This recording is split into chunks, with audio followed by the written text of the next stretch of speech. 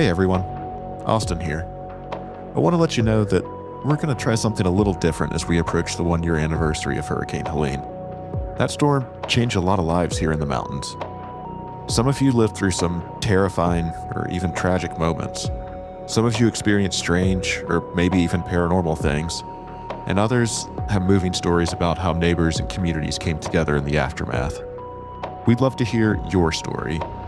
You can call in and leave us a voicemail or write in and share what you went through. We'll be putting these stories together for a special anniversary episode, honoring the tragedy, the resilience, and the community that came out of the experience. Just like the aftermath of the storm, we want this to be a bonding opportunity for our community. Think of it as a way for us all to remember, connect, and carry those experiences forward, together. To share your story, give us a call and leave us a message at 828-333-7258. Or send your story in an email to ghostsinthemountains@gmail.com. We'll put that in the show notes in case you missed it. Can't wait to hear from you. Oh, and if you'll be around the Asheville area on September 19th and 20th, come out to Still Here Fest at Fleetwoods in West Asheville. The festival is a benefit for the continued recovery effort from Hurricane Helene, with all proceeds being donated to beloved Asheville. I may or may not be a part of the band kicking things off Friday night, so come say hi and support a great cause if you're around. Hope to see you there.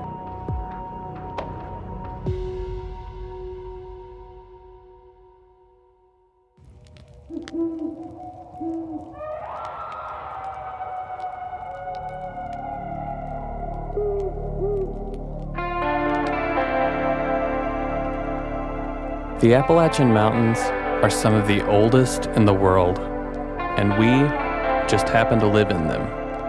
One thing we can tell you, there are ghosts in the mountains.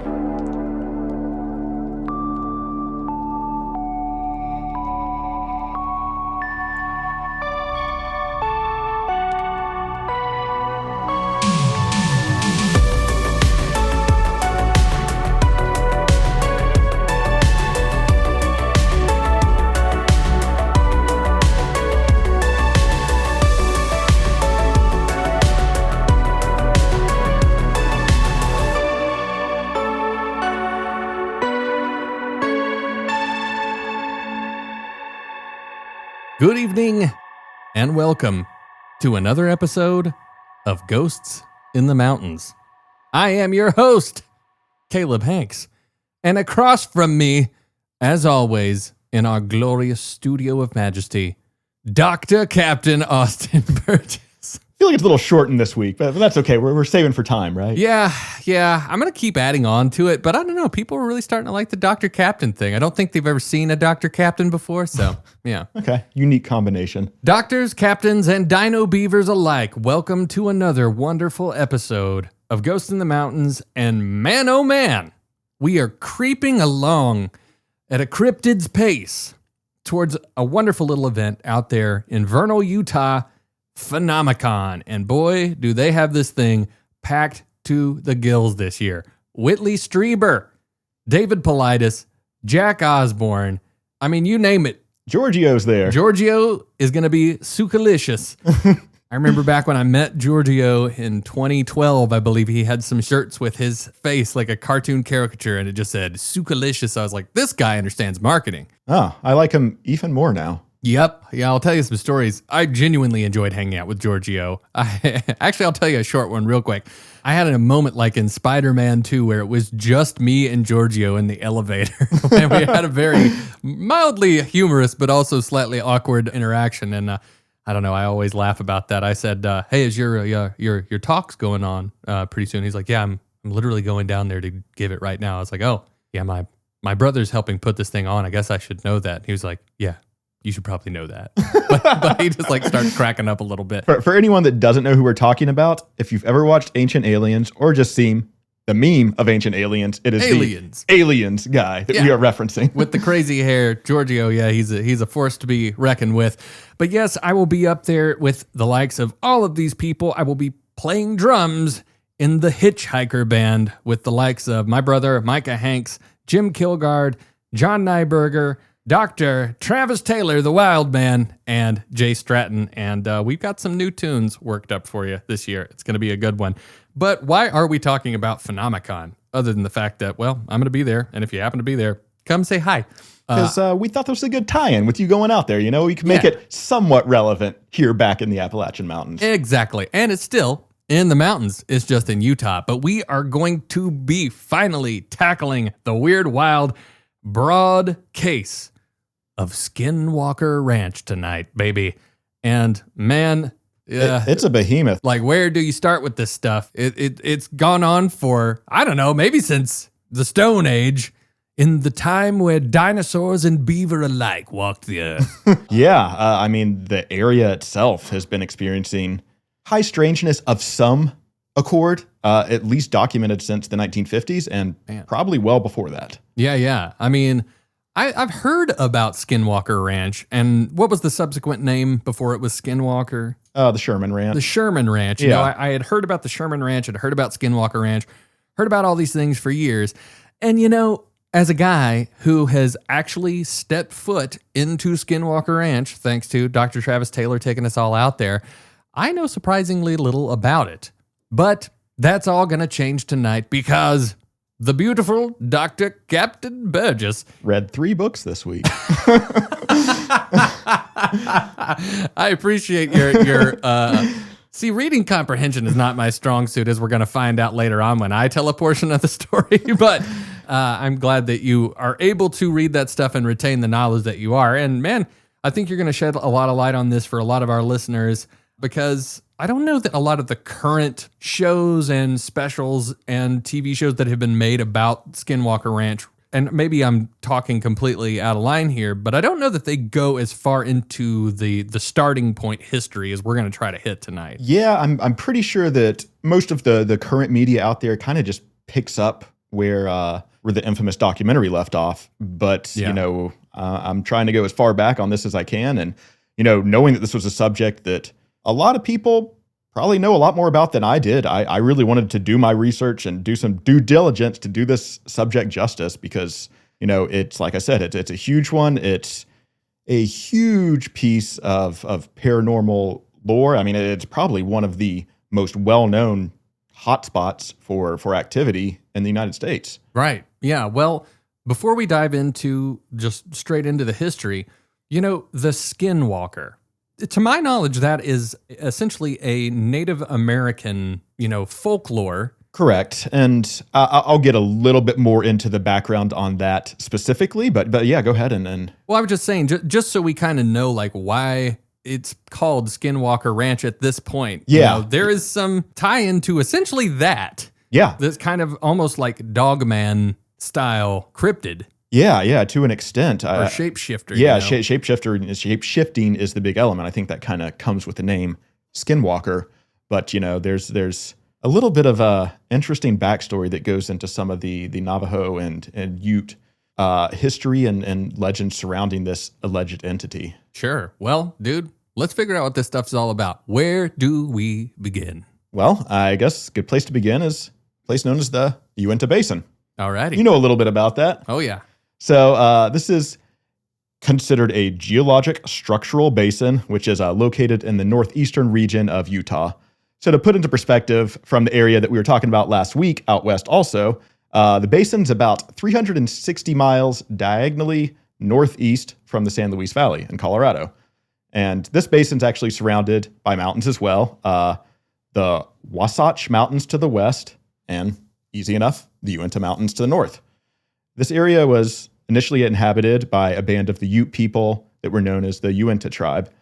And the Northern Ute Indian Reservation was actually established in the basin in 1861 before the United States eventually opened up that area to non-native residents, to everyone in 1905. Right. So kind of makes sense. I feel like I probably knew this at one point, but I found myself saying, oh, that's interesting whenever I read it this week, is the state of Utah was actually derived, or the name of the state Utah was actually derived from the Ute tribe. Oh, that's really cool. Yeah. So there is a little bit of respect that at least went into naming a territory that was, for all intents and purposes, belonging to the Ute people. Yeah, I'm assuming that some of the petroglyphs that were on the walls over at McConkey Ranch were, I don't know exactly what place in time those were drawn. But God almighty, that stuff was so cool. And then also, just a side note, out there, like right next to Vernal, basically in Vernal, you've got Dinosaur National Park. Now, I didn't grow up being able to look at a lot of dinosaur bones, so this was the first time I ever went, and they just cut a slab out of the mountain, and there's just every era in history, just so all cool. right there, and I was blown away. I mean, we don't have a lot of dinosaur bones out Yeah, here. yeah, that sounds awesome. I think that's pretty big attraction for that area. Right? Yeah, Dinosaur National Park is absolutely gorgeous. And that little area where you can go into this building, I mean, they literally cut the side off of a mountain and put an observatory on the side where you just go through and you can see through the rock bed all the eras. That's so cool. It is badass, dude. Yeah, I know Dinosaur Colorado is basically a hop and a skip over from that national park. From where we were coming up from Grand Junction, you drove right through it. Yeah, that makes sense. So as you mentioned, Vernal is the name of would you say that's the largest town within the Uintah Basin region? I would assume so, which is kind of wild because it is not very large. Yeah, that kind of checks out for the geography and just, a little bit of a remote basin area out west. For sure. Kind of similar to the San Luis Valley. Yeah. But, also very similar to the valley that we explored last week. The basin has long been known as a prominent UFO hotspot.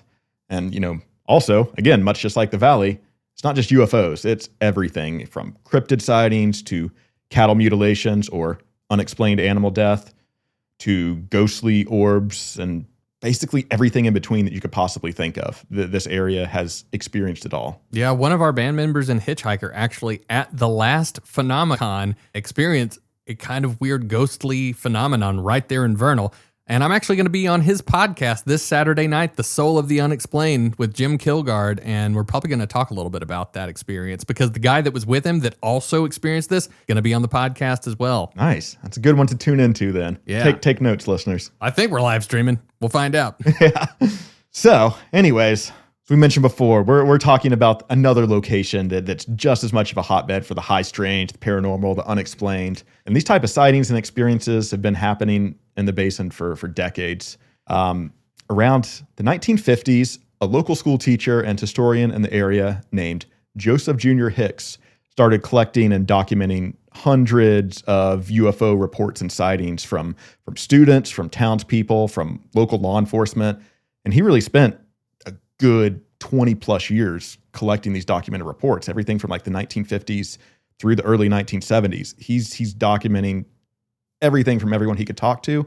And in total, he collected over 400 cases from witnesses over this 20-year span. I bet you saw it and you're like, man, I love this guy making my job easy. I mean, it definitely helps when it's in kind of one published documented source like that. That's amazing. So, many of these sources, like I mentioned, they came from people that were considered reliable witnesses or reliable members of the community, people like farmers, policemen, and teachers. So it's not just these random kids that's telling them this. And when you start collecting as many sightings as you do, you total up 400, you start to see some common threads, some commonalities across those. So the reports featured basically everything from your classic flying saucer type discs to structured craft in the shape of silent black triangles, like we've mentioned before. Never heard of those.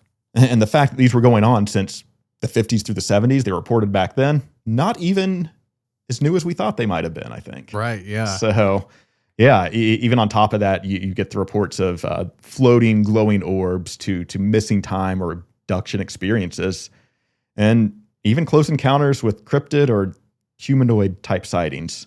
Real quick, because I'm a dum-dum. As far as the timeline goes, how close is this to the flap that was happening in the San Luis Valley? So the valley flap, as far as the animal mutilations or just the sighting flap in general? Just the sighting of strange craft. Strange craft, I mean, the 60s, 67, and pretty much summer before that, year before that, 67 through 69 was the valley's first big flap. So you're right within that region.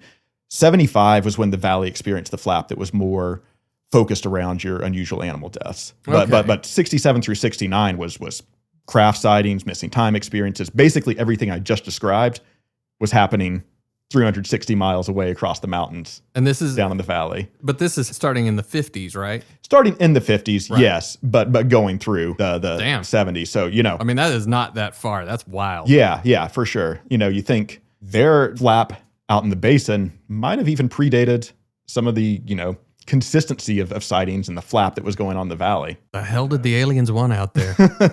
Who knows? Because that's one, after last week and then digging into everything this week, I'm probably left with more questions than I had when I started digging into this. So, Well, don't stop listening now, folks. we find some sort of conclusion. no, we find some cool stuff. It's a good story to tell. I just don't know if I have any sort of definitive answers. Sure. So yeah. Another interesting fact is I kind of talked about the unusual animal death flap. Several of these sightings that were happening in the basin were reported near herds of cattle, almost like they were foreshadowing this UAD flap that was coming in future years. Because the Snippy case was really kind of the one that I would say was the catalyst for being the first public one, and then the UADs just kind of took off after that, following 67. So in a way, these UFOs that we're seeing near cattle pastures or herds, they might have been alluding to what was yet to come. Yeah. And just to clarify, or I was not as familiar with the term, UAD is Unexplained animal death. Yeah, unexplained animal death. Yeah, Right, yeah. yeah. There's a lot of acronyms that are going to get thrown around, and I will try to do my best to make sure I explain every one of them, you're but good. catch me if I don't. We talked about it on the Colorado episode. Yeah. But yeah. Refreshing the memory. So later in 1974, Dr. Frank Salisbury, a professor at the nearby University of Utah, worked with Hicks to publish this collection of documented sightings in a book that's known as the Utah UFO Display. So at the time, Dr. Salisbury had already published 6 books in the field of biology, and he'd established himself as a credible researcher within the scientific community. But on top of this, he'd also developed an interest in the local and national UFO flaps that were happening at the time. And in 1967, he actually published a research paper called The Scientist and the UFO, which was attempting to observe the UFO phenomenon from more of a scientific perspective. So the Utah UFO Display book that he published with Hicks was pretty much the next logical step from that paper. But when he kind of got together with Hicks and started going through this database, you find this guy that's got 400 collected reports.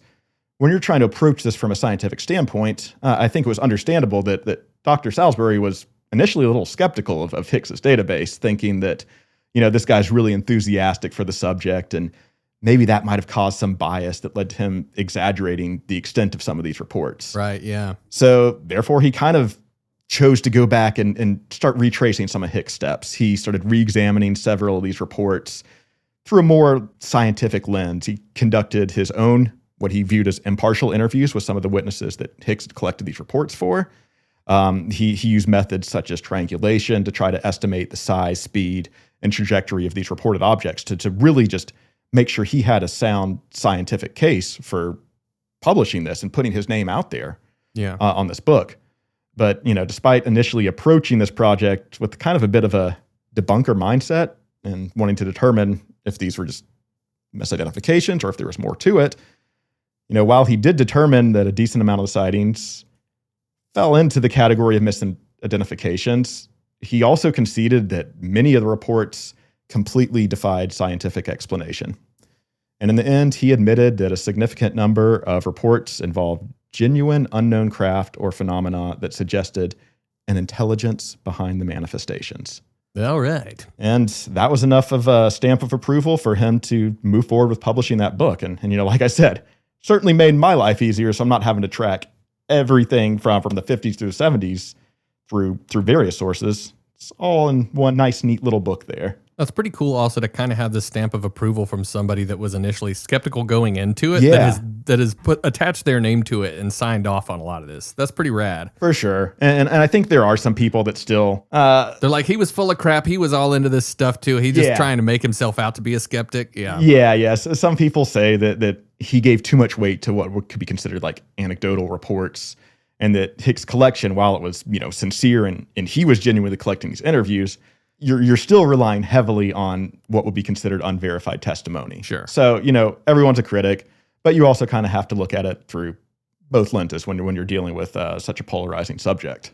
And even with these criticisms, the book doesn't really attempt to provide an explanation of what UFOs are, but simply establishes that they're being reported at rates that are way too high to ignore, which I think is a very safe conclusion. Sure. You don't have a definitive answer, but there are reports that are happening. People are seeing these things.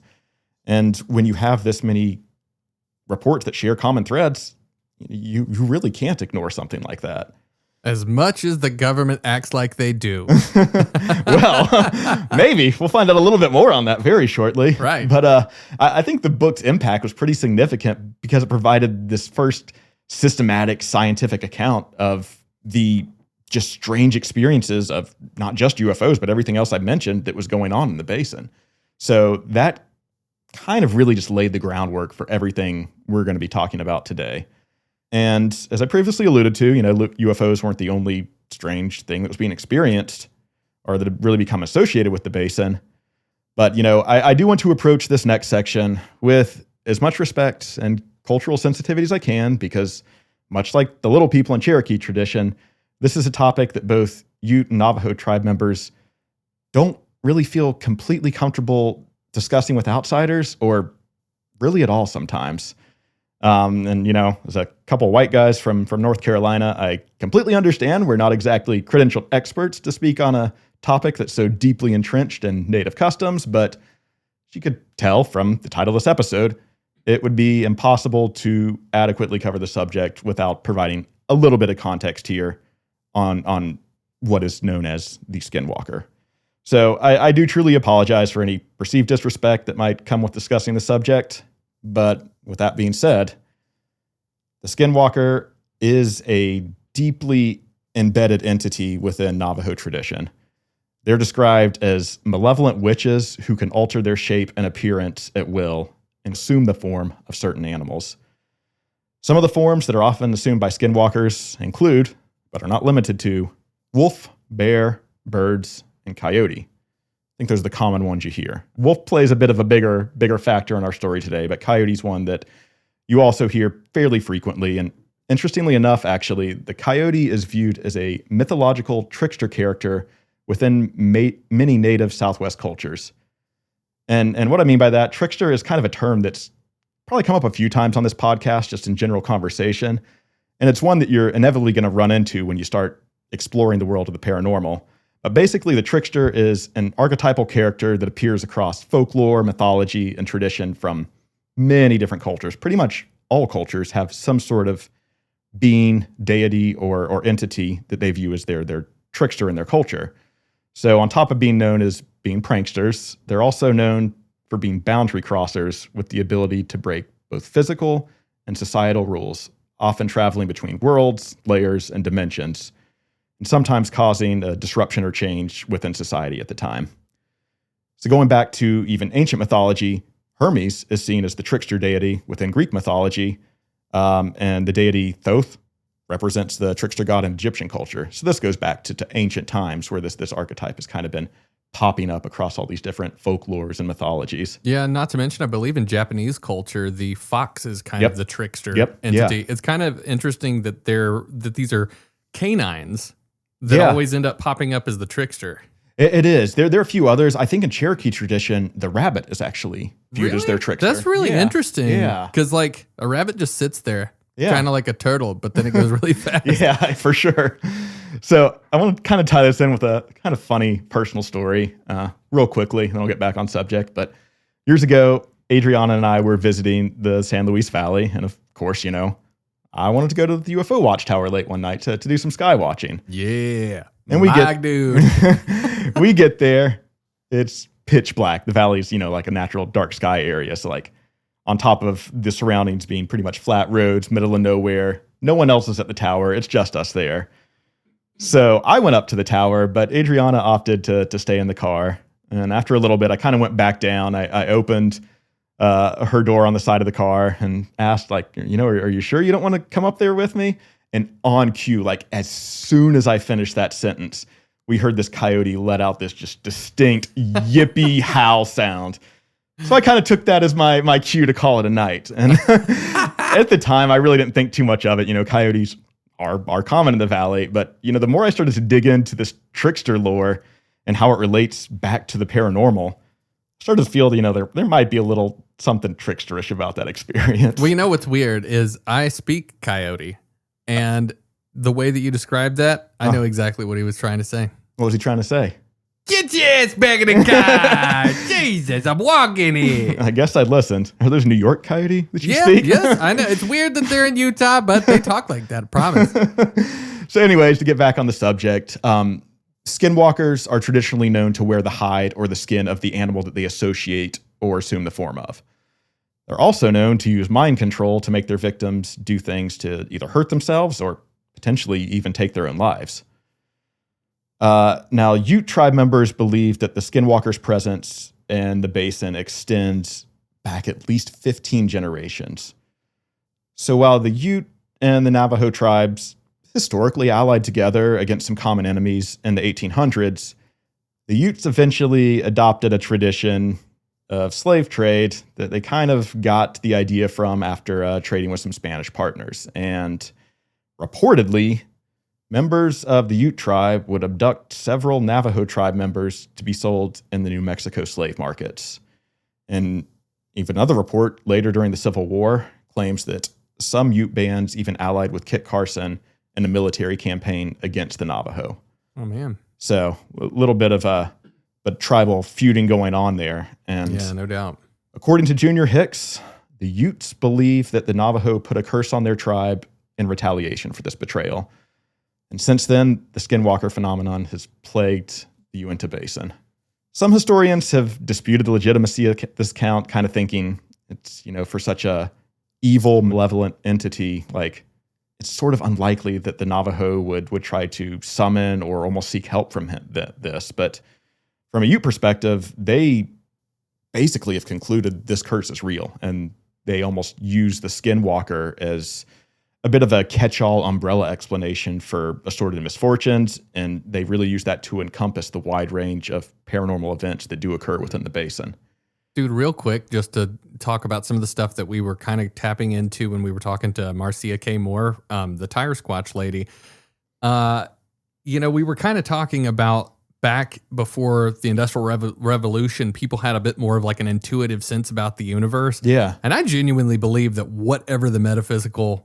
Well, I don't believe, but I ponder about the idea that our connection with, what we perceive as the metaphysical world back then, I feel like people maybe just had a more intuitive sense about how to utilize things that we would maybe even consider like voodoo. Yeah. And I've heard some really, really, really wild stories about voodoo that ended up working. People like casting hexes on each other and some crazy stuff goes down.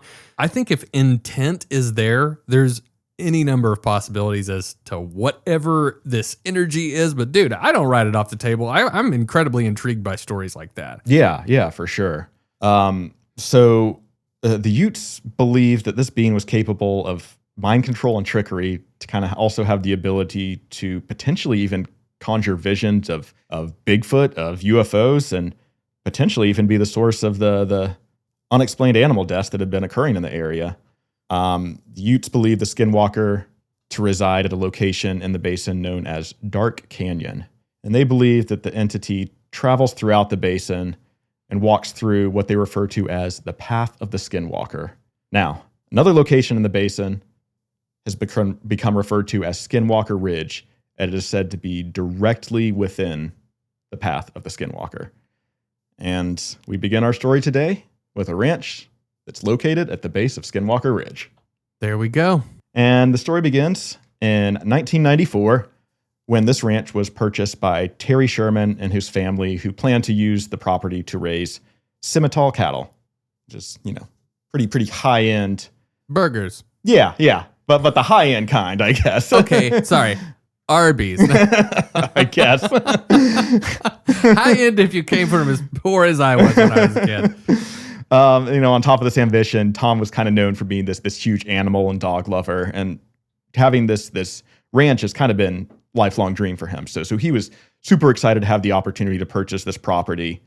And before we go too much farther, to avoid some confusion, before the story really went public, the Sherman family initially wanted to remain anonymous So if you're reading the Hunt for the Skinwalker book, which is pretty much the primary source for this material, they're referred to in this book as the Gorman family, where Terry Sherman goes by the pseudonym Tom Gorman in that book. So just to clear up any confusion, if anyone's only read that book and doesn't know the full name of the family after they went public. Good call out.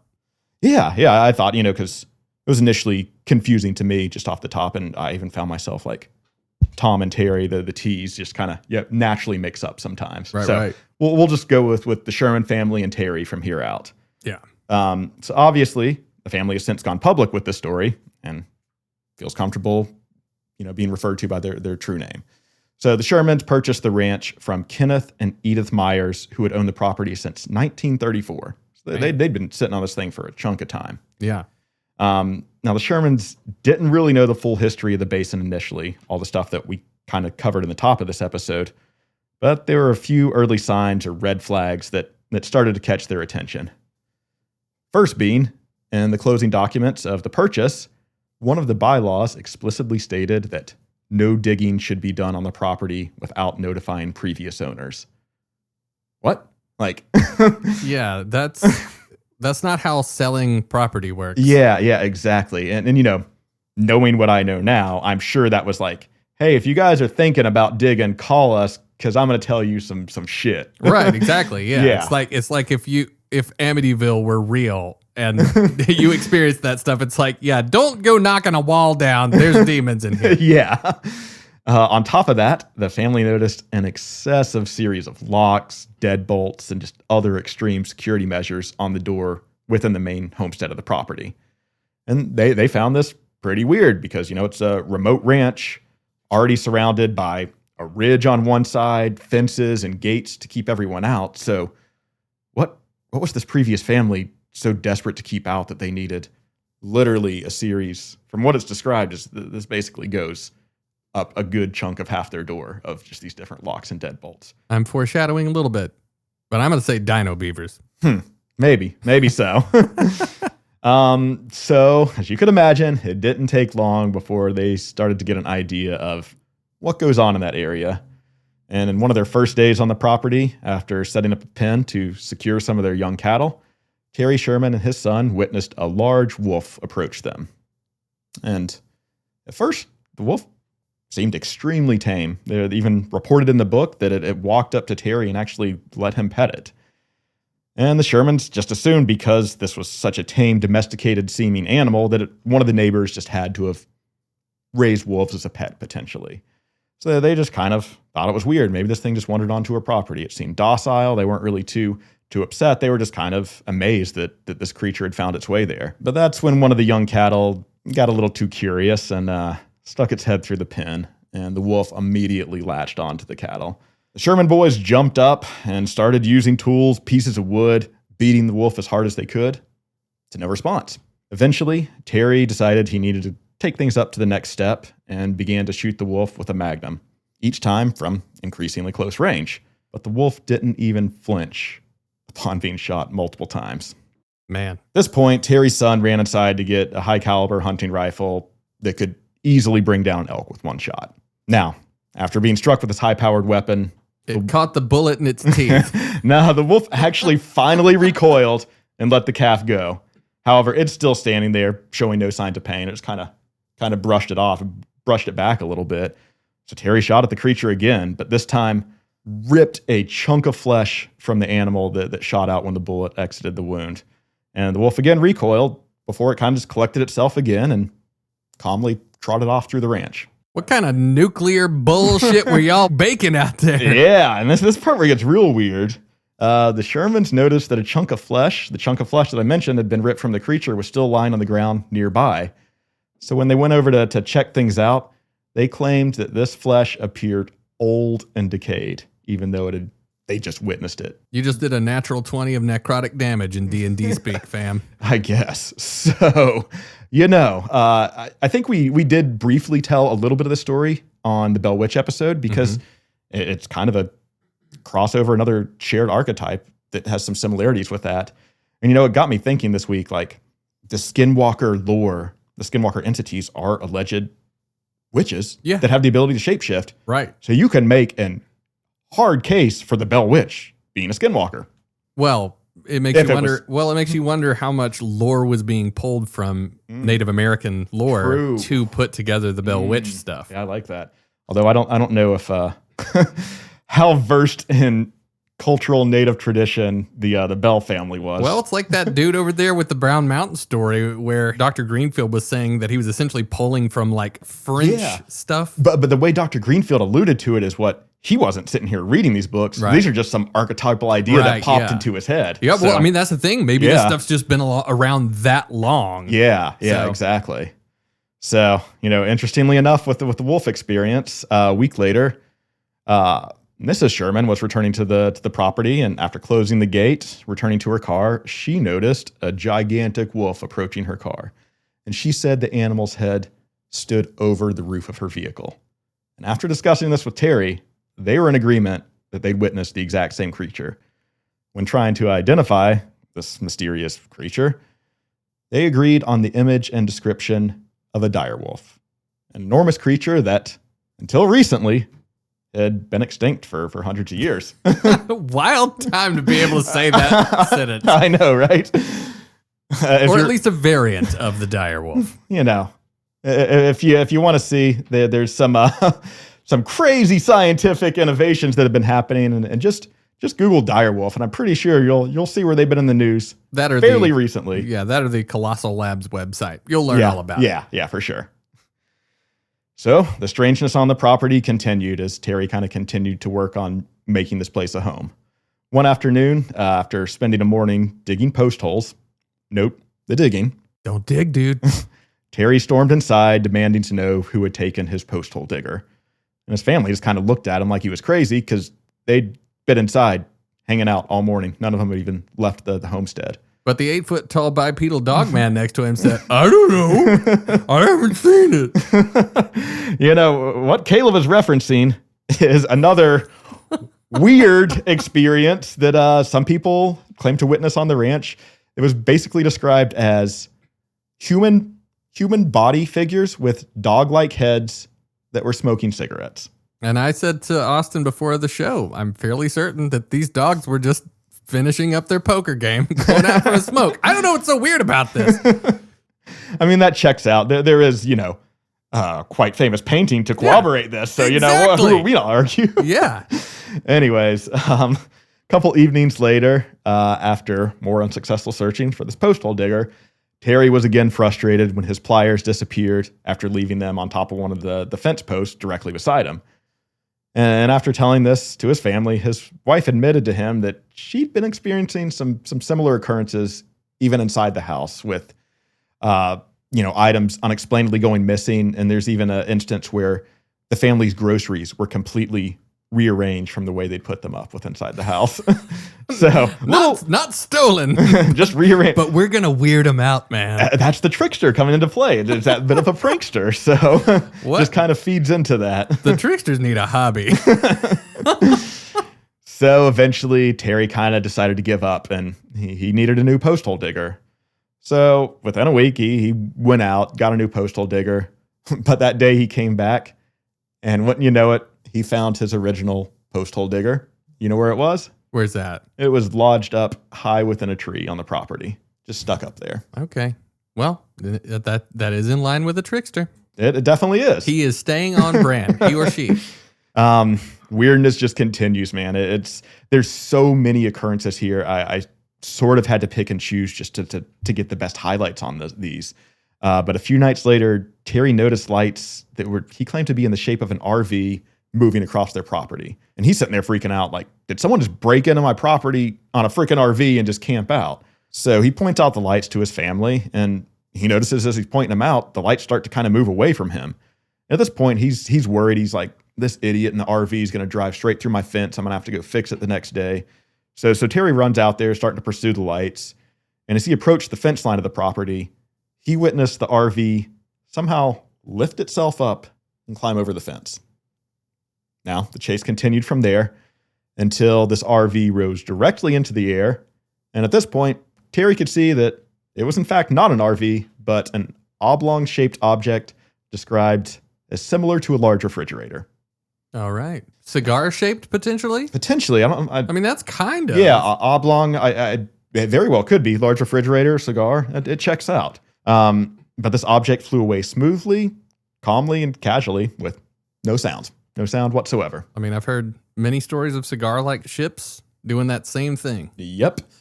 And a few nights later, Terry and his wife witnessed the lights from a similar refrigerator-shaped object flying above their property. And again, after trying to pursue it, the object would move away and evade them whenever they tried to get closer. And it was around this time that the Sherman family began to hear rumors of their land being cursed. And they soon found out after that no Native American would ever set foot on it. So on top of the basin itself being known for being cursed by the Navajo, inhabited by the Skinwalker, this property, this ranch specifically, was known to the local tribe to be almost a center for the activity. I mean, the Skinwalker Ridge is right through the path of the Skinwalker goes through their property. So this was an entity that they were terrified of. They kind of knew the association with this ranch, probably from stories in the community from previous owners, and it was pretty much well established within the Ute community that no one would ever step foot on there. Right. And the UFO sightings just continued for the Sherman family from there. And now a significant one occurred one evening when Terry witnessed a large, silent, triangular craft traveling no more than 20 feet off the ground above the ranch. Now, I think that's pretty significant because a lot of times you hear about UFOs being, higher up in the air. You sometimes have to use binoculars. 20 feet in the air isn't that far. Right. And do you remember what year this was? They only lived on the property for not even 2 full years. So this would be at the absolute latest 95, probably. Okay, yeah, I was thinking Yeah, midnight. 94, 95. Weird, man. Yeah. So several weeks later, Mrs. Sherman witnessed a similar silent triangular craft seeming to follow her car from about 30 feet up in the air. And later that evening, she looked out her window to see what appeared to be another one of those large RVs. This time it was only about 200 yards from their house. So this thing's right up on them, just when she's looking out the window. And she looks and she could actually make out the interior of the RV from where she is. And it appeared to be lit. She lit as in bright inside, not like it's popping. Yeah. She said she can make out what seemed to be a desk inside. And then she noticed a shadow-like figure move into view and sit at the desk. And she claimed she was able to make out the figure was wearing some sort of uniform and a headset. But that's as much as she could really see. Now, at the time she witnessed this, Terry was out of town on some sort of business trip, and she frantically called him, and he basically decided to drive through the night to return home after hearing how frantic his wife was. And I'm sure his family was pretty freaked out with this thing that close to their property. Yeah, man. After returning the next morning, the couple walked out to where the RV was, and they found huge footprints in the mud. They claimed the footprints were almost 18 inches long with no tread, ridges, or sign of a shoe or boot prints or anything of the sort. Yeah, I remember when I first heard this story, my interpretation was that when she saw the entity in the RV or whatever, that he seemed very, very tall. But maybe that's my brain putting the pieces together with the big footprints. There could be instances that describe him as being large, and it checks out with the footprints being found right in that region. Yeah. So that was a pretty weird one.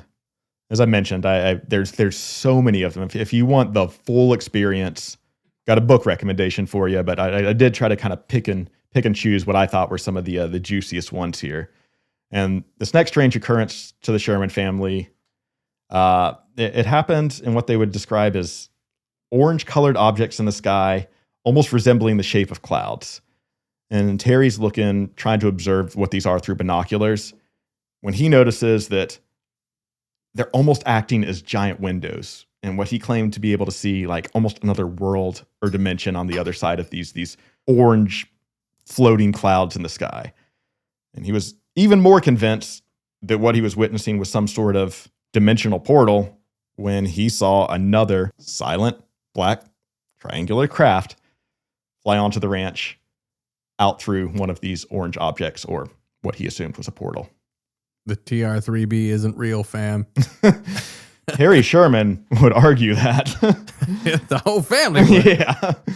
After this, the Sherman family ranch began to experience the cattle mutilations or unusual animal deaths. And I really don't want to go too much into detail on this stuff because it's not really the most pleasant thing to describe. And we kind of get the picture. We covered a lot of that last week with the Snippy the horse case. So, we're not going to do 2 weeks of that. Yeah. So, if you want all those details, you could go to that episode. But the gist of it was that these cattle were found with reproductive organs and their rear ends removed.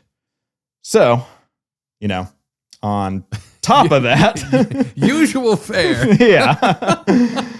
Going along with the things I don't really enjoy talking about within the paranormal world, the Sherman family's experience on the ranch culminated with what was described as the appearance of floating, glowing orbs that seem to travel with or display intelligence and consciousness. Now we're not talking about the orbs that only appear in pictures, like we talked about in the orb phenomenon episode, but something more akin to the Brown Mountain Lights that were physically witnessed firsthand in real time. The sight of the orbs themselves wouldn't be that traumatic. However, the family dogs noticed these objects, and they started jumping in the air, trying to snip at the orbs before the orb basically began to retreat across the ranch, and the dogs pursued it. So Terry took off after his dogs, as a owner would, only to unfortunately hear the horrific sounds of yelps and cries coming from ahead. And when he reached the spot the sound was coming from, all that was left were 3 dark, oily spots where he assumed the entity had attacked his pets. Damn. Dogs were never found again. Man. Yeah. So at this point, Sherman family's fed up, and they're determined to sell the property and get the hell away from whatever was tormenting them. But, knowing the history and everything that his family had been through, in good conscience, Terry couldn't just sell the property to any aspiring farmer, but he instead decided to pursue a buyer who could use the ranch as almost like a living laboratory to investigate the unexplained that was occurring there. And this is where our story ties a little bit into last week's episode.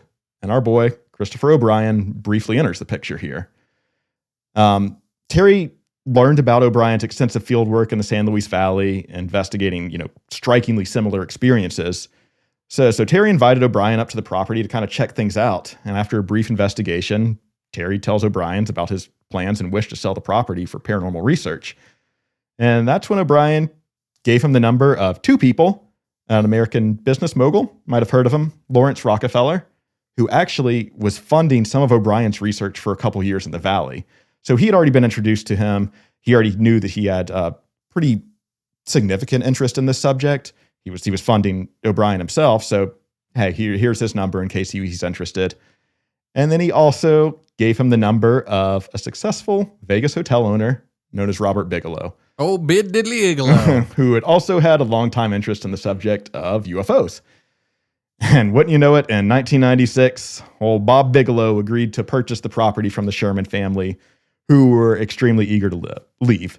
But interestingly enough, they only moved about 20 or 30 miles down the road. So still well within the basin, but at least it got them off the property. That, my friend, is the tether. You You can't break free. And there's some serious shit going on when the Rockefellers get involved. Yeah. Well, that's a whole nother wild story, but comes up in a few of O'Brien's books that he's just chilling out in Crestone. One of his neighbors calls him. It's like, I don't know what the hell you're doing, but it's not as important as what you're about to be. Grab all your research and come to my house. He walks over there. Lawrence Rockefeller's just chilling. So what the hell, dude? He presents his experience and his research, and next week, Rockefeller mailed him a $10,000 check. And then the ghost of Fred Seeley appeared to congratulate him. So yeah, jumping back to the paranormal interested billionaires. Man. After acquiring the property, Bigelow quickly put together his own team of scientists to investigate the unexplained phenomena present on the ranch from a bit of a more scientific standpoint. And this was a privately funded and operated team that was known as the National Institute for Discovery Science, or most people just know them as NIDS. The team consisted of Colm Kelleher, who was lead scientist, actually also the co-author of the Hunt for the Skinwalker book. Also on the team was Eric Davis, by the time the book was published, he was still an unnamed physicist because I think he had some governmental duties he was still working on there. But he's later came out and revealed that he was the unnamed physicist present on the team. And this is a fairly small team, so that's pretty significant because really the only other members was an unnamed veterinarian who, to my knowledge, has never been publicly identified, and one other person. Kind of interesting enough. While a majority of the Sherman family really never wanted to step foot on that ranch again, Terry, he was a bit of a proud man, and while he kind of had to admit defeat and move his family off the property, he was determined not to let whatever this was get the best of him. So he agreed to join the NIDGE team as the ranch and property manager and often participated in the investigations as well. So went from property owner to employee. Good for him, I guess. Yeah. At the time, the team set up a satellite office or lab in a portable trailer on the property that had 24/7 surveillance, cameras, sensors, everything installed.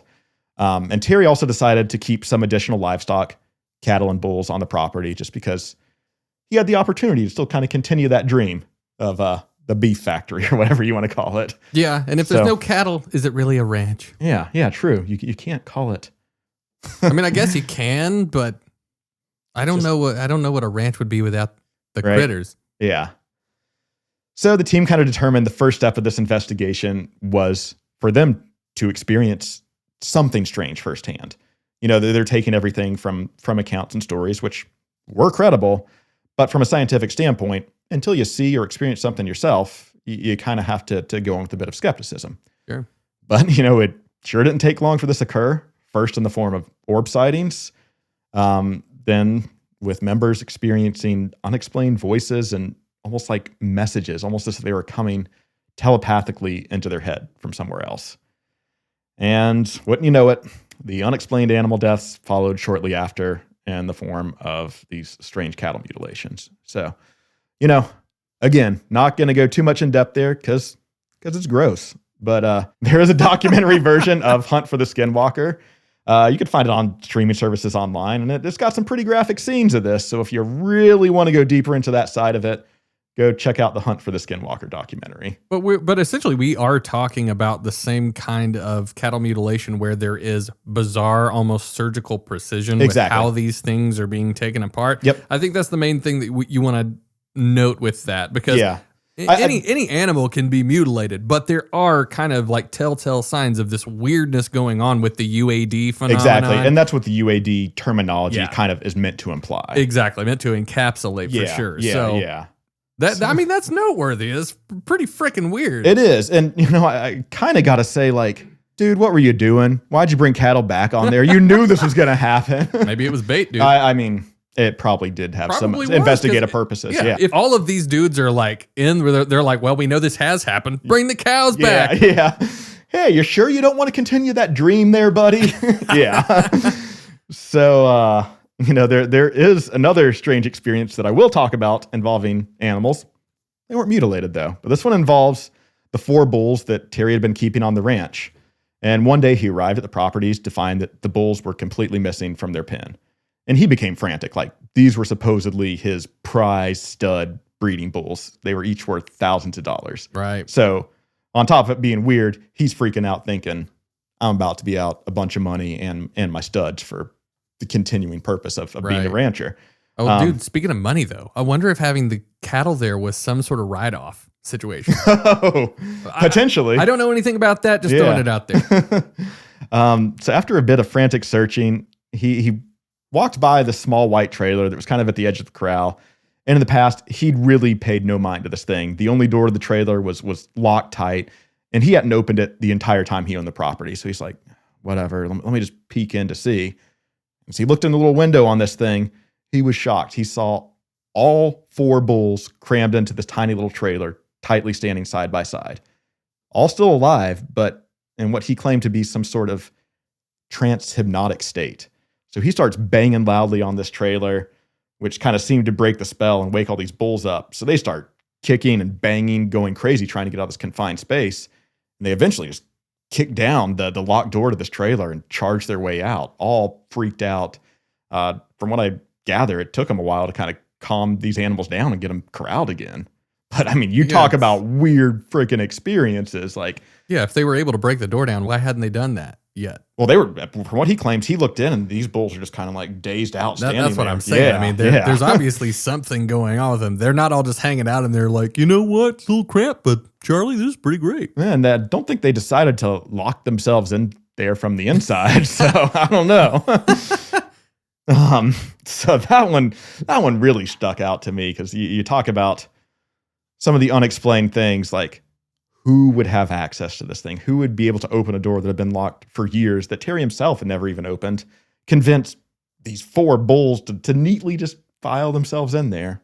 Providing the telling of this is accurate, that is pretty bizarre. Yeah, and this is a prominent story. Does come directly from the Sherman family.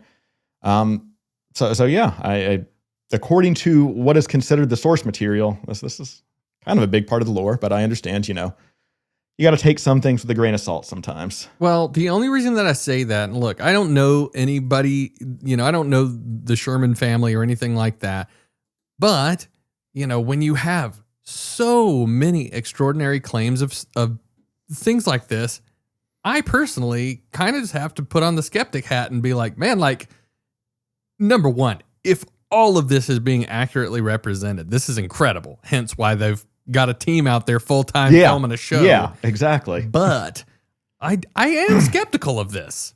I have to be, inherently. Yeah. So I'll stop bitching, but still.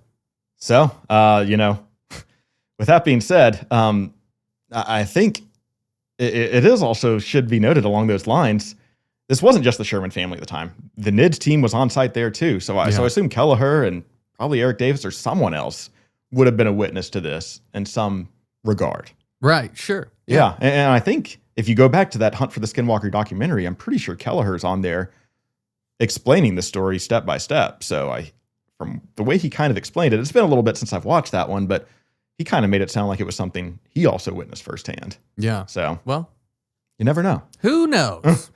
So, jumping back to that, despite members of the NIDS team experiencing these various unexplained phenomena on the ranch, their instruments actually failed to capture anything, and they claimed that the instruments themselves were sabotaged by the phenomena.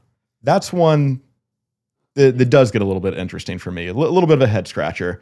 But, due to this and what we kind of talked about with the trickster archetype, the team actually began to explore the phenomenon through the archetypal lens of the trickster. This was due to it behaving in a way that would be described as elusive, as conscious, manipulative, and mischievous, which I guess that does kind of go along with it. Like, hey, I'm gonna present myself to you, but I'm gonna go screw up your camera so you have no evidence of it. Right. I mean, that's a pretty common occurrence in a lot of paranormal activity. Yeah, for sure. This also is kind of the early origins of a term that some of the team members and scientists would begin to grow on with a theory that they would call, consider the hitchhiker effect, which I know you know a little bit about. Never heard of it. And we'll get to that a little bit more where that comes into play a little more prominently in the story. But according to some of these early reports, there were team members that seemed to almost bring home poltergeist activity or shadow figures or entities that were witnessed at their own homes by their family members. So it was kind of the start of what became an interesting little thread or theory that the team eventually began to work on. But from a scientific standpoint, they were really left with more questions than when they initially started. They did try to explore the orb phenomenon through the concept of ball lightning, something that we spoke to Dr. Dan Caton about in part 2 of the Brown Mountain Lights series. But again, as we learned from Dr. Caton, we still know very little about that concept to this day from a scientific standpoint. So Yeah. I do think that is kind of interesting because they're doing everything they can to tie these back to scientific concepts. And ball lightning's one that, we've explored and has come up probably multiple times in various areas across the paranormal world. But it is interesting that they were exploring it through that lens as well. Yeah, the general consensus as far as everything we can tell with ball lightning is that it is a phenomenon that is so intensely rare, it is borderline impossible to actually research. Yeah. Other than just research being sitting around waiting for it to happen or just being lucky enough for it to happen. Mm-hmm. And a lot of the material around that is largely theoretical Right, because of that. exactly. Yeah. I mean, I've questioned has ball lightning really been proven? Yeah, exactly. And I think that's probably still up for debate. Yeah. So hell, it might not even be real. Yeah, exactly. So despite years of research, NIDS never really obtained definitive scientific proof in the form of, photographs or physical samples that survived any sort of lab scrutiny. Yet, the sheer volume of consistent testimony and firsthand experiences by what were considered trained observers convinced them that there was something tangible and external that was happening. But, without hard scientific proof, it's kind of hard to continue your endeavors, and NIDS eventually wound down in 2004 due to the lack of publishable evidence. But in the end, they concluded a few things. The ranch is a paranormal hotspot, possibly due to geographic or energetic factors. The intelligence involved is interactive, evasive, and possibly hostile, given, livestock losses and some of this psychological trauma that was experienced, and even suggest a continuum between UFOs and other paranormal phenomena, ghosts, orbs, cryptids, and they basically state these should not be treated as separate categories. Then, 2005, after NIDS had kind of officially wound down and concluded its investigations, Dr. Kelleher worked with reporter George Knapp, who was kind of known at the time for breaking the Bob Lazar Area 51 story in the late 80s. And he worked with Knapp to publish a book, Hunt for the Skinwalker, that details the history and the NIDS investigations on what came to be known as Skinwalker Ranch. But story doesn't end there. For a while, Bob Bigelow opted to focus on his business venture into aerospace through a company named Bigelow Aerospace. Very creative. Aptly. Although he still owned the ranch property in the basin. Later in 2007, Bigelow invited Defense Intelligence Agency rocket scientist James Lakatsky to visit Skinwalker Ranch. And during his visit, Lakatsky experienced what he vaguely described as a startling anomaly in the ranch's living room. Doesn't go into too much detail on exactly what he witnessed there, but it was enough to convince him. After that, Lakatsky basically champions funding for another program to study advanced aerospace threats, but with a deliberately broad scope. UFOs, paranormal, biology, psychology, everything in between. It's we'll get to the name that they settled on here shortly. But in 2008, Nevada Senator Harry Reid secured funding for a DIA program known as the Advanced Aerospace Weapons Systems Applications Program. R.I.P. Harry Reid. R.I.P. Harry Reid, the late great Harry Reid. Yeah, he did a lot for the UFO movement, He man. totally did. And, just the funding of this program itself, it really... 100%. This was pretty much, you talk about government studies into UFO experiences. We alluded to this a little bit last week. We talked about, the big ones, Project Sign, Project Grudge, Project Blue Book being the most infamous. And that kind of came to a close with the Condon Committee and the Condon Report shutting that down. To my and probably the public's knowledge, the next time the government kind of got into this field again was the OSAP program. Right, yeah. And OSAP being the Advanced Aerospace Weapons Systems Application Program. Yay, more acronym salad. Yeah. And through this funding, he was able to secure the DIA awarded a $22 million contract to a team from Bigelow Aerospace known as Bigelow Aerospace Advanced Space Studies, or BASS. And this effectively made Robert Bigelow's team the new operational arm for OSAP. So basically, Bigelow's back in charge with a lot of familiar faces. Team consisted of a variety of scientists and researchers. Lot more faces than were included in that initial small NIDS team. But again, Dr. Kelleher was included. Eric Davis was there. And a notable addition was physicist Hal Puthoff. Now, Hal might recognize that name. He would later go on to work for and kind of serve as a spokesman for a company known as To the Stars that was founded by Tom DeLonge of Blink-182 fame. I didn't work there at all. Ever. I think you did. I did work there. Yeah, I don't know how much I've talked about this on the podcast, but I actually worked as an artist for what was a fairly short-lived project at To the Stars, but essentially was a paranormal reporting blog where we would talk about all kinds of different stuff. Was that Strange Times? Is that what it was? I think it was at the time. What's funny is the first piece of art that I ever did for To the Stars was Bigelow. It was no shit. Yeah, it was an artistic representation of Bigelow, but the name of the article, I believe it had been written by my friend Jason McClellan, who was responsible for getting me the job in the first place. But it was something like Robert Bigelow, the Space Gigolo, and so the artwork that I drew was him with like two ladies on his arms. I feel like I might have came across that the other day too. I don't know if it's still on the internet. I mean, if you find that stuff, let me know. Because I did. I mean, I worked for that company for like the better part of a year. Yeah. So anyway, that was just kind of bizarre. Interesting.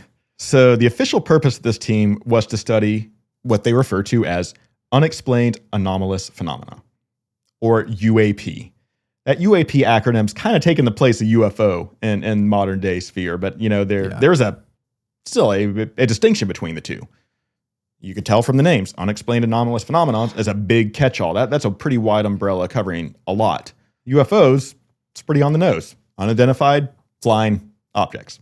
And stigmatized to the gills. Yep. Hence why they had to ditch it. Yep, and that really was a big part, was the pseudo-scientific stigmatization behind the term UFOs, associated with a bit of a woo-woo crowd. So if the military was going to, or if the government was going to be involved in studying this, they had to rename it. And that's where we came to the UAP acronym. And then Hillary Clinton let it all out of the bag on late night. Yep. I think that might have been the first example in the public sphere of, we're calling them UAP now. Okay. I'm fairly certain it was. Yeah. And this just, as you could tell, it related to anomalies as potential threats to national security and what they, could do to protect or study against that. Yeah. The ranch became a laboratory for OSAP because, Bigelow already owned it. Investigators, including like the scientists, security staff, ex-military, they all documented pretty much the wide variety of experiences that we've been listing off pretty much all episode. The poltergeist, orb-like activity, shadow beings, check. Cryptid sightings, wolf-like creatures, shadow beings, and potentially something else. Let me tell you all about it, friend. Now, when I started talking to people about the phenomenon going on at Skinwalker, you have never seen my ears perk up more than when one particular phrase was uttered. And that phrase was, Dino Beaver. Now, you guys are probably wondering why I've been saying the word Dino Beaver multiple times throughout this show, but I'm going to let you know all about it. Now, if you want to read the whole story, please find yourself a copy of the book, Skinwalkers at the Pentagon. But I'm going to give you just like a very, very quick excerpt of, the Dino Beaver. Now, apparently, this was when someone named Juliet Witt was there at the ranch. She is the one that witnessed this. I believe that Kelleher was there as well. Yeah, and Witt was, I covered some of the big names on that team, but as we mentioned, OSAP was a full team of scientists funded with that $22 million. So yeah, there was probably quite a few names on there that might not even be known to the public. Right. But from what we could tell, this is another prominent one. This is a short description, but I think it sums up kind of like what she was all about. But it says she was a seasoned and well-trained DIA analyst, and she had been on multiple tours that had involved danger on many levels. But she was still unprepared for being a sitting duck, quote unquote, in a paranormal Disneyland, waiting for whatever chose to come out of the night. The story goes on to say, after about an hour of uneasy silence, listening to Witt's rapid breathing, Kelleher and Bigelow got up to explore the perimeter. Witt protested at being left alone and quickly joined Kelleher as he headed towards the west side of the old abandoned homestead. Bigelow was about 100 yards south of the pair and could hear the dogs several yards away. Suddenly, a cone of silence descended on Kelleher and Witt. The crickets seemed to go silent, and even the faint rustling of the breeze in the trees ceased. Turning around, they saw a creature ambling toward them from the south. It was the size of a 150-pound pig and should have been making considerable noise as it walked. Yet, the cone of silence dominated the moonlit scene as the creature glided past within 30 feet of Kelleher and about 50 feet from Witt. To Kelleher, it appeared the animal had a series of dinosaur-like spines on its back and also sported a very large, flattened beaver-like tail. It noiselessly coasted past the pair and disappeared around the southwestern corner of the building. Still not making a sound, even Kelleher, who spent hundreds of days and nights on Skinwalker Ranch, had already been exposed to his fair share of bizarre anomalies on the property and felt a distinct chill as he watched the surreal animal shuffle silently away. Now, it ain't every day you see a damn dino beaver. Now, I personally have only heard, people speak peripherally about the dino beaver. I know that it was supposedly something that somebody cited there, but I've never read it straight out of the book like that. Yeah, and when you mentioned it to me, I was kind of caught off guard because, as I mentioned, I read 3 books this week. So by the time I got to Skinwalkers at the Pentagon, I had my examples pretty set. And I feel like I probably just lightly brushed over, like, oh, it's kind of weird. Let me keep going. But well, my nickname in Hitchhiker in the band is Dino Beaver because I go by Buc-ee's on the way on the way to band practice. And every single time I go in there, I'm just grabbing as much Buc-ee memorabilia. So I kind of maybe sort of, show up to band practice in a beaver suit every once in a while or a onesie, all in good fun. If you only have one chance in life to be a beaver, take it. But be a dino beaver. Be a dino beaver. This is a very extraordinary, odd claim. I think the oddest claim about now seeing some sort of creature and you're just not familiar with what it is, there's all kinds of different stuff that could potentially be. It could have been a very, very, very large, well-fed porcupine. I don't know. Porcupine. I don't know if I said that right. But the thing that's interesting to me about this description is this cone of silence that goes across the area when this creature is supposed to be ambling around. It's just weird. As somebody that's, been called the dino beaver, I can't not talk about the dino beaver. But I think it's just another thing to throw out there that here's another borderline cryptid situation that's going on out here among all of the other crap that's been going on. Or the Skinwalker just found some beaver skin and this transformation didn't quite work out as planned, maybe. Or the Skinwalker was essentially interpreting some sort of creature that we have not seen for a very long time, because in prehistoric times there were large actual pseudo dinosaur beaver. They were essentially like, I don't know that they would be classified as like megafauna, but they were just a very much bigger version of the Bieber of Justin Bieber. But it is interesting let's just pause it for a second. If a Skinwalker is a real mythological being that somehow does come into our realm sometimes, that it can maybe manifest as prehistoric creatures or conjure visions of them. That's the other thought is these Bigfoot entities, Sasquatches, the UFOs being seen. Maybe it's not something tangible. Maybe it's just some sort of vision that they're conjuring within people. Is this where the idea of the Thunderbird comes from? Because people talked about that thing looking like a damn near pterodactyl. Yeah, I guess potentially that could possibly tie in. Anyway, I'll shut up. So, outside of the dino beavers, it's pretty normal from there. Just your classic UFOs and orbs and animal mutilations and just the normal stuff that OSAP was looking into. Nothing crazy. But around this time, the hitchhiker effect that we mentioned kind of became a central theme, and that was contact with the Skinwalker phenomenon following the scientist home. Researchers, guards, and their families started to experience strange activity after leaving the ranch in the form of shadow figures in people's bedrooms, just general poltergeist activity within the home.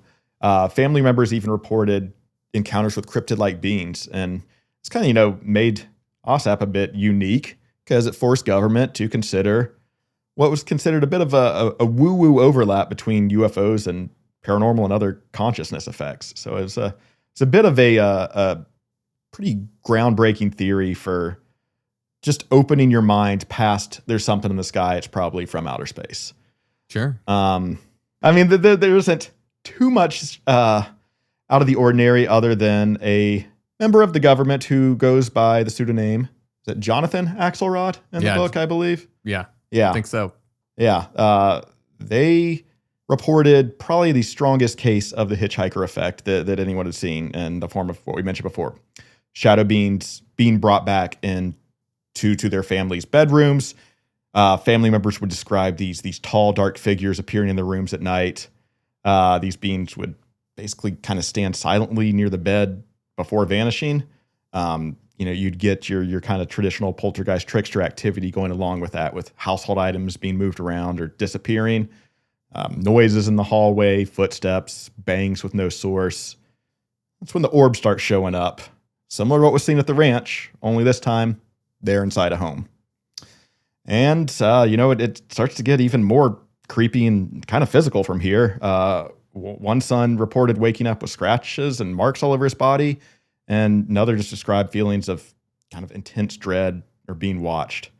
And this didn't just happen one night. This went over a long duration. Disturbances kind of persisted for months after the visit.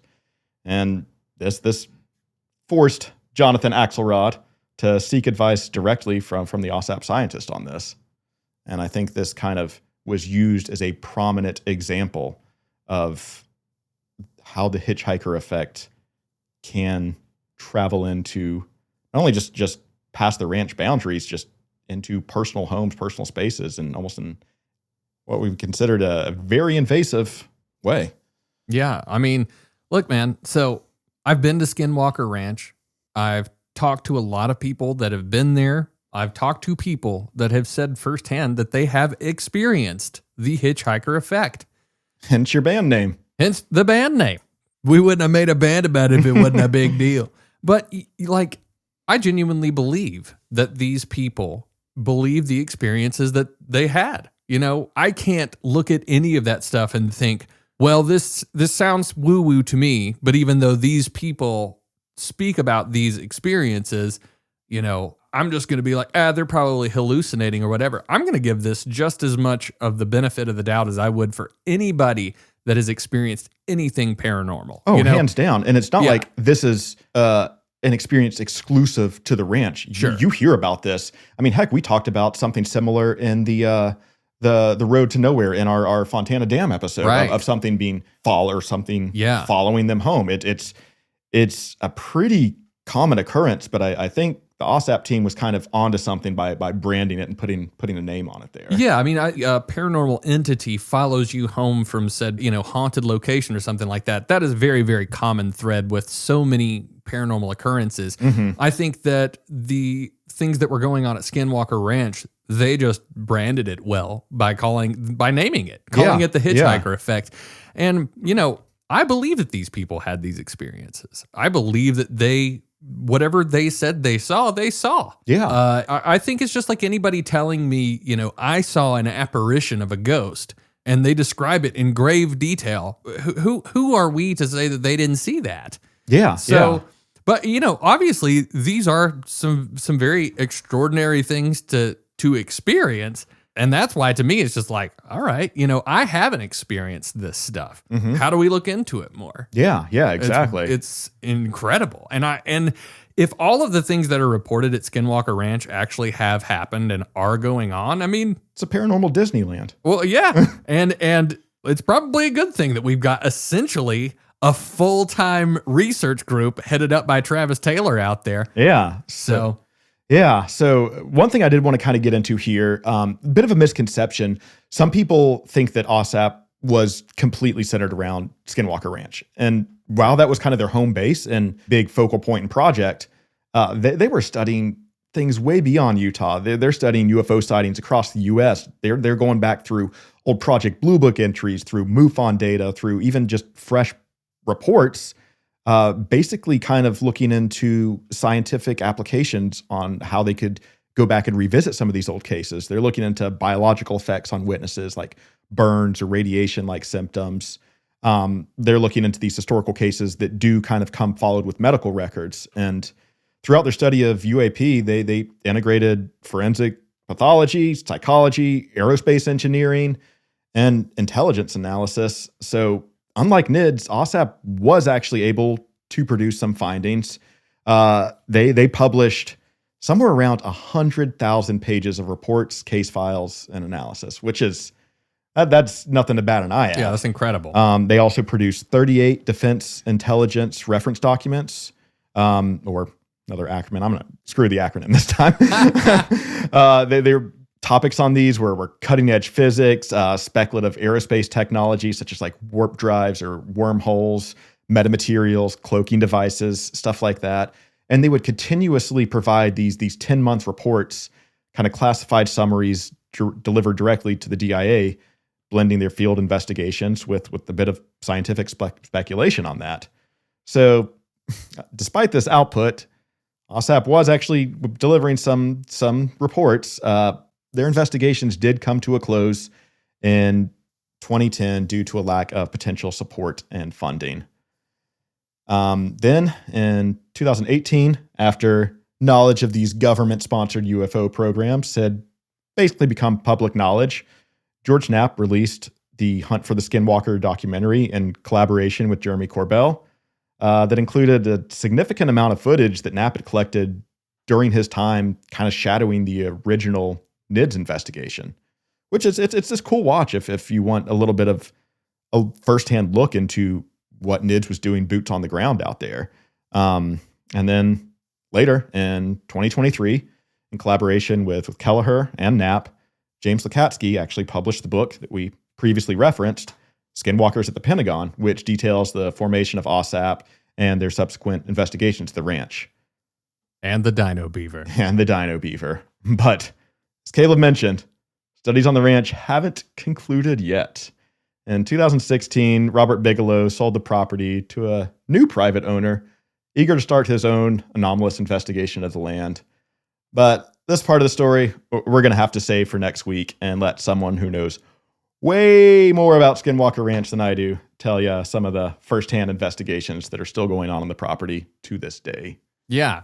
And I'm not going to give it away, but I think you're really going to like what this guy's got to say because, he's put a little bit of time in out there. But we've been able to be fortunate enough to bring an exclusive interview with this mystery person right here on Ghosts in the Mountains. So, man, it's going to be a wild ride. That's for damn sure. It already has been a wild ride. Yeah. I want to thank the listeners for sticking with us, going on a little bit of a journey outside of the Appalachian Mountains with us. Because, I know that we branded the show as Ghost in the Mountains with a special focus on, Western North Carolina, Appalachian region. But I do think it's been a little bit fun and almost refreshing to go outside of the comforts of home, look into a couple places that really are considered some of the most prominent paranormal hotspots in the country, and then kind of look at some of these common threads that might exist between not only these two places, but even tie back to our cesspool of the weird here in Western North Carolina. So, well, it's funny that you bring that up, Austin, because, just last night, Austin and I were able to join the wonderful L.W. Marshall on his incredible podcast, Paranormal Palaver. This man, L.W. Marshall, I think he's a superhuman. He is so knowledgeable. There's no subject that I didn't even just like slightly allude to that he wasn't like able to provide so much context and background information on. Like photogenic memory seems to remember almost every detail from not only our podcast but your past ventures as well. Oh, so. Yeah. I mean, back when I was on the Graylian Report for a stint with my brother back in 2013, LW, that guy can recall things I have long forgotten. With again, his brain is like a Rolodex. But he was very, very gracious to have both Austin and I on there. And, he asked us some questions about, are you guys just going to stay in Western North Carolina? And we talk a little bit about that. I don't think it's any real secret, that we plan to eventually branch out. But if you do want to hear Austin and I talk a little tiny bit of inside baseball about some of the things, behind the scenes with the podcast and some of the things that we may be planning to do in the future, please Google Paranormal Palaver Podcast. And then subscribe and then leave them a very nice 5-star rating. Please do this. LW is one of the sweetest people. I mean, he donated a very generous portion of money to the survivors of Helene and helping rebuild these efforts. I mean, you know, he isn't here in Western North Carolina, and he's done more. Even in less than an hour of talking to him, like, dude has a heart of gold. So 100%. So LW, if you're listening, and I'm pretty sure you are. We know you are. Dude, thanks so much for having us on, and we hope that we push some listeners your way. And but yeah, man, yeah, please go check out his podcast, and we're gonna be talking a little bit about, you know, some future plans for the pod. Yeah, you get a little taste of the future in that episode. So, Austin, dude, is that the end of the road for right now? That's all I got for today, man. Now, that was a behemoth and about as good of a summary as of 3 books that I could put into probably about an hour and a half episode here. Well, that's why you're the doctor, Captain. This guy read 3 whole books. Not just that he read 3 whole books, but in a week, come on. It took me like all of my elementary school to read like a book. And it was like one of those Goosebumps books that you can finish at like recess. Those still hold up. Those are great subject material right there. The Abominable Snowman of Pasadena is one of my favorites, and I don't really know why. That's a good one. There's so many good ones. I really liked the Horrorland series. Horrorland is really cool. Yeah. Is that the one where the cover is like the big purple demon thing? Yeah, they've got a few different ones. Yeah. But it was a choose your own adventure. Okay, that was one of the later ones, but it was all based around this abandoned spooky theme park that's ran by a bunch of goblins. Yeah. Man, honestly, R.L. Stein was kind of ahead of his time with some of those stuff because, dude, some of those stories are actually pretty freakish. I remember being terrified as a kid reading some of those. What was it? Say Cheese and Die. That was a good one. I remember there was one, it was like The Shocker on Shock Street, and the whole twist at the end of the book was that the kids were just like these animatronic robots that their dad had programmed, and they weren't even real. And that one like warped my mind. Did you ever read the one where there were little alien eggs? Oh, and yes. The alien eggs would, it was on the cover. It's like a yolky little, And they kept them like in the cold. Mm-hmm. Dude, that one had such an incredible twist at the end. Okay, anyway. Maybe we need a Goosebumps episode. Dude, let's do it. That would be the shit. All right, everybody. Well, before we go on for another hour and 50 minutes about R.L. Stein, which, hey, we might do as a bonus heading towards Halloween. I just want to say, as always, thank you so incredibly much for listening to the show. We can't thank you enough. There have been so many people writing in recently that have been tipping us off about hauntings in our own town we did not know about. That we are eager to dive into some of those very soon. Oh yeah. Thank you for doing some boots on the ground work for us and getting in touch and letting us know about these so we can go and look into these, because God knows where these stories are going to go. We just put out a whole new bunch of merchandise on the website. We've got Ghosts in the Mountains coffee mugs, we've got hoodies, we've got some outdoor gear, stuff like that. You can go to ghostsinthemountains.com to support us, and you can also support us on Patreon. And as we always say, on Patreon, you will get behind the scenes goodies and stuff that we will provide to you there. Some, little Easter eggs of some stuff that we're finding throughout the research during the week. But you also get access to an ad-free RSS feed of the show. But that being said, we cannot thank you enough. We are so excited for the future and growing Ghosts in the Mountains. Yeah, and with that said, after you leave the Paranormal Palaver your nice 5-star review, feeling generous, and you have any more stars to give out, feel free to give us some, because it really does. It sounds cheesy to say, but it helps people discover the show and helps the visibility a little bit. 5 stars are free, and kindness is also free, fam. So, thank you again, as always, for listening to another episode of Ghosts in the Mountains, and we will catch you next week, everybody. You guys, stay spooky.